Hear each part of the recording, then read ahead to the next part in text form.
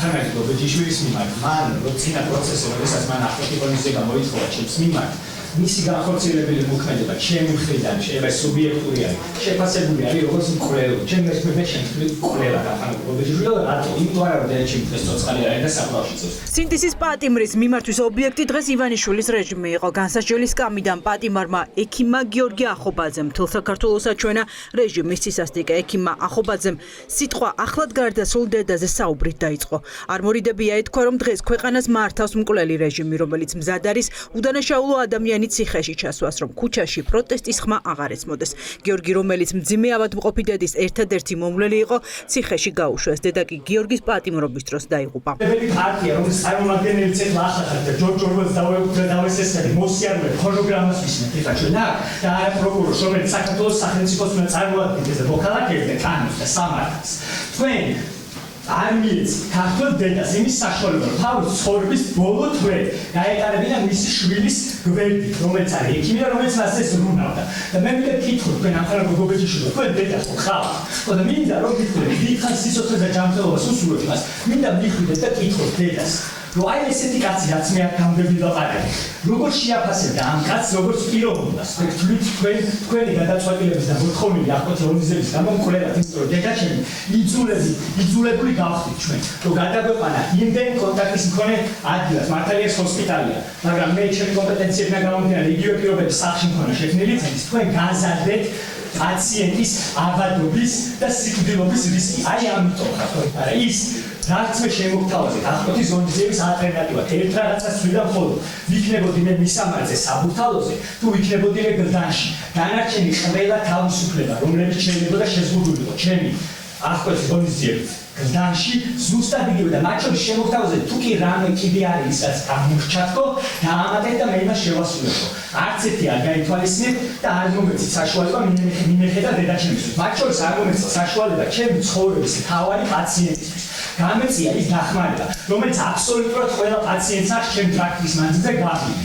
სინდისის პატიმარმა დედის გარდაცვალება ერთი კვირის წინ ციხეში შეიტყო. პროევროპული აქციების მონაწილე პროფესიით ექიმი ერთი თვის წინ დააგავეს. ახობაძეს რეჟიმი უმძიმესი მუხლებით, ნარკოდანაშაულის ბრალდებით ასამართლებს. თუმცა საქმის მასალებითაც ცხადი ხდება, რომ ნარკოტიკით ჩაუდეს მისი პროტესტის აქტიურობის, ვიდეო მიმართობის და კრიტიკის გამო. ის მოქმედების თავისუფლება და ის ძალაუფლება, რომელიც აქვს პოლიციელებს და ზუსტად იგივე ღირებულების მტკიცებულებას, რომელიც ამას პროკურორი წარდება სასამართლოს წინაშე, არათვე და ამდენიმე დღე რომელიც მათ დაჭირდა. არამედ მეორე დღეს მოვიდა ზუსტად იგივე ღირებულების მტკიცებულებას. იმიტომ რომ როგორც სანაპიროზე, ასევე ცენტრალური კრიმინალური პოლიციის დეპარტამენტის შენობაში ჩემი ნების წინააღმდეგ აღებული იქნა ჩემი ჯერ პირისგან და შემდგომ იგრისპოსოდან ბიოლოგიური მასალა და ამას ნებისმიერი სამედიცინო ექსპერტი იქნება თუ ნებისმიერი ექიმი, რომელსაც ელემენტარულ დონეზე მაინც ესმის ბიოლოგია და როგორ ხდება დნმ-ის მასალის აღება ადამიანიდან და როგორ არის შესაძლებელი მის გადატანა ნებისმიერ ნივთზე, ზუსტად იგივე წარმატებით ამხანაგით გოგოჯიშვილმა შეიძლება დამაბრალოს უკრაინაში ომის წამოწყება, რომ გაიტანოს ნებისმიერ რუსულ ტანკზე ჩემი ბიოლოგიური მასალა. მათ შორის აი ხა როგორ საუბრობ, აი ამ ზედაპირზე ჩემი ბიოლოგიური მასალა აქედანვე შეგიძლია დაიღო და ნებისმიერ ნივთზე დაიტანო და მე დამაბრალოს რომ ობიექტური მტკიცებულება ეს რომ ეს მისი ჩემს დღეს თბილისის საქალაქო სასამართლოს დარბაზებში სინდისის პატიმრების პროცესები ერთი მეორის მიყოლებით მიდიოდა. განსასჯელი სკამზე იჯდა სინდისის კიდევ ერთი პატიმარი ჟურნალისტი ნიკა კაცია. მისი საქმე უვადოდ დანიშნულ მოსამართლე ნინო თარაშულს ჩაბარდა. მოსამართლემ რეჟიმს ერთგულება დღეს საქმეში მთავარი მოწმის არდაშვებით დაუდასტურა. კაცია პოლიციამ ქუჩაში ტაქსში დააკავა და მოგვიანებით განუმარტა, რომ მას დიდი რაოდენობით ნარკოტიკული ნივთიერების ქონას ედავებოდა. რეჟიმის პატიმრის ოჯახი და ადვოკატი დღეს ირწმუნებოდნენ, რომ არსებობს მოწმე ტაქსის მძღოლი, რომელიც ამბობს, რომ ოქროს მოწმეა და შემსწრე როგორ ჩაუდეს ნივთიერება დაკავებულს. ასაგებია თუ არა გამიმარტოთ გსურთ. გამიმარტოთ, იმიტომ რომ დანაშაულობა და აიზრება. თქვენი პოზიცია უნდა მოვისმინო ბრალდებასთან დაკავშირებით. ცნობთ თუ არა თავს დანაშაულს წარდგენის ბრალდებაში?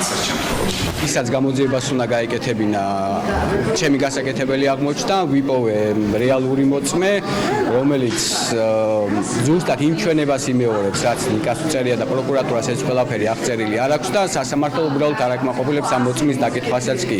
მოწმე ადასტურებს იმას, რომ მისი მანქანით მოხდა გატაცება ნიკუშასი, რომ მის მანქანაში ჩაჯდნენ პოლიციელები, გადაიყვანეს სხვა ადგილზე და შემდეგ იმ სხვა ადგილზე კიდე სხვა მანქანაში გადასვეს ნიკუშა. აქტიური მიტინგების ნაწილი რეჟიმმა ციხეში გამოკეტა. დანარჩენების დაშინებას კი დიდი ჯარიმები ცდილობს. ნანუკა ჟორჟოლიანი დღეს მოსამართლე მანუჩართასუამ გზის გადაკეტვის მუხლით 5000 ლარით დააჯარიმა.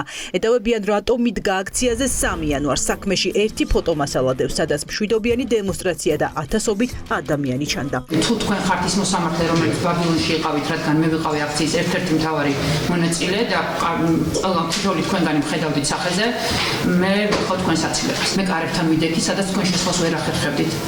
ამიტომ მე გინდა ვიყო დარწმუნებული, რომ მოსამართლეს არ აქვს ჩემს მიმართ პირადი ინტერესი წყენა ბრაზი. ის რომ აცილება დაუსაბუთებელია და არ უნდა დაგმოყოფილდეს. ჩემთვის არავის მოუწოდებია, რომ იქ სამართალდარღვევას ჩავდიოდი და დაუმორჩილებლობას ადგილი არ გქონია. მიუხედავად იმისა, რომ პატრული ინსპექტორები იქ იყვნენ. მსგავსი რამ არ მომხდარა. სამართალდარღვევის ჩადენა იქნებოდა, რომ მე დაუმორჩილებლობა გამომეცხადებინა, ვინმეს გავეფრთხელებინა და სხვაგვარად მე მოქმედა. და სხვა შემთხვევაში არ ვთვლი, რომ სამართალდარღვევა ჩავიდინა და კიდევ ბოლო აუცილებელი რეპლიკა არის ის, რომ მე მგონია, რომ არც აქამდეც ამ სასამართლო დავაზე დროის კარგვა ვფიქრობ, რომ ზედმეტია, იმიტომ რომ გაცილებით უფრო რთული სასამართლო პროცესი იმართება ამ შენობაში და გაცილებით უფრო რთული სასჯელებით არიან ადამიანები. რეჟიმის მსახური მოსამართლეები აქციის მონაწილეებს ყოველდღიურ რეჟიმში ასამართლებენ, აჯარიმებენ 5000 ლარით ან უშვებენ 15 დღიან პატიმრობაში.